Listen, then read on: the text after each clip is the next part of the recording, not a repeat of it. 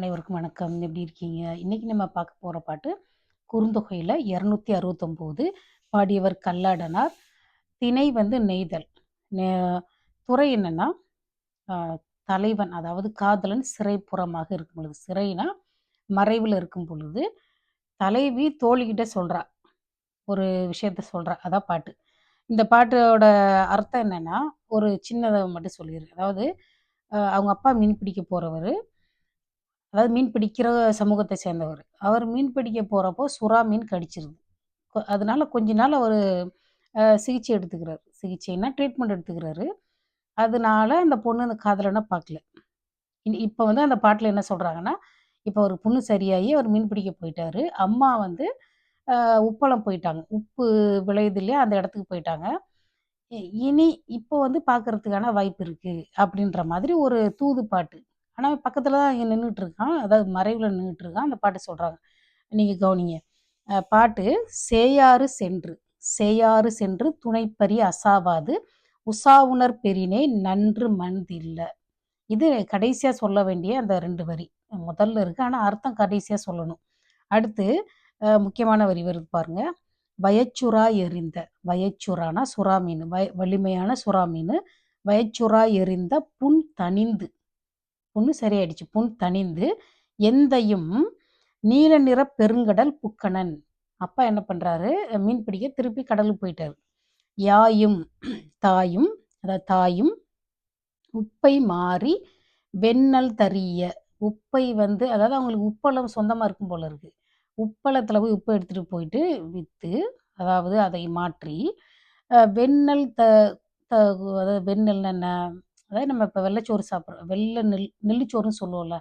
வெள்ளை, அதாவது brown rice, கருப்பு ரைஸ் கிடையாது. வெள்ளை அரிசி சோறு சாப்பிட்றதுக்காக, செய்யறதுக்காக, அந்த நெல்லை வாங்குறதுக்காக அவங்க போயிருக்காங்க. அதாவது உப்பளத்துக்கு போயிட்டு உப்பை எடுத்துட்டு போய் வித்துட்டு நெல் வாங்கிட்டு வர போயிருக்காங்க. அதனால உப்பை மாறி வெண்ணெல் தரிய உப்பு விளை கழனி சென்றனள்.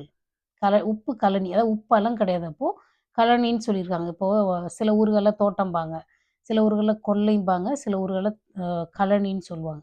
அந்த காலத்தில் உப்பு விளைகிறது கழனின்னு சொல்லியிருக்காங்க, தோட்டம். அதனால் பனியிரும் பரப்பின் சேர்பர்க்கு. பனியிரும் பரப்புனா, இரும் பரப்புனா ரொம்ப பறந்து விரிந்த அந்த கடலை சொல்றாங்க. பனினா குளிர்ந்த நிறையுடைய பரந்த அந்த கடலுக்கு, கடலை சேர்ந்தவன, கடலை சேர்ப்பருக்குன்னா சேர்ந்தவனுக்கு, அதாவது நெய்தல் நில தலைவன் அவன்.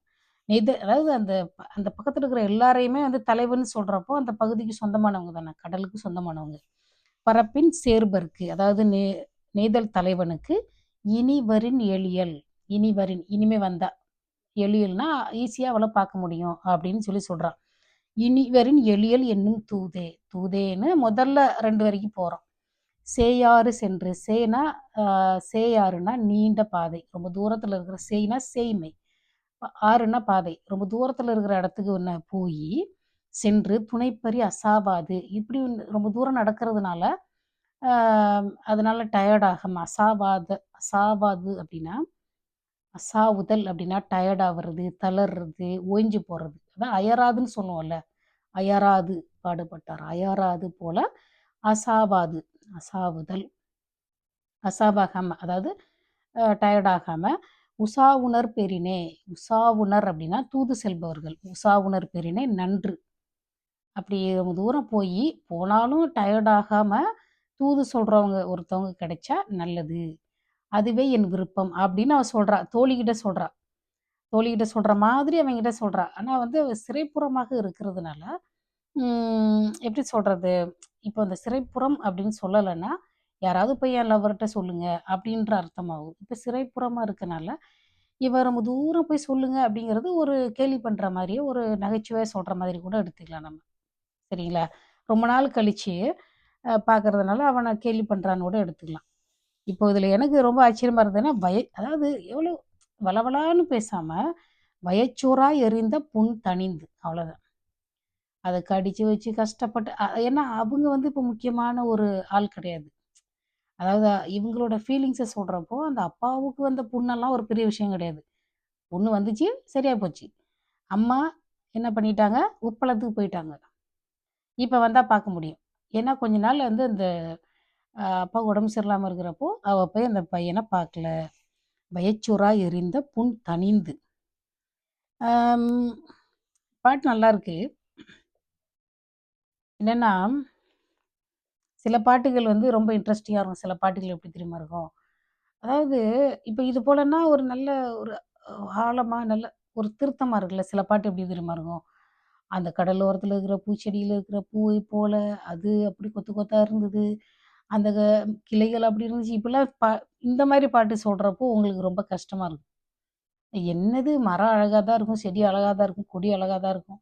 இது எது வள வள வள வளன்னு இருக்கிற மாரி இருக்கும். ஆனா இந்த பாட்டு வந்து கொஞ்சம் புதுசா இருக்கு. இன்னொரு பாட்ட பத்தி இன்னொரு நாளைக்கு பேசுவோம். நாளைக்கு பேசுவோம். சரிங்களா? முடிஞ்சா இப்ப டைம் இருந்தா இன்னொரு பாட்டு சொல்லுவேன். இல்லாட்டி நாளைக்கு பார்த்துக்கலாம். Thank you. பாய்.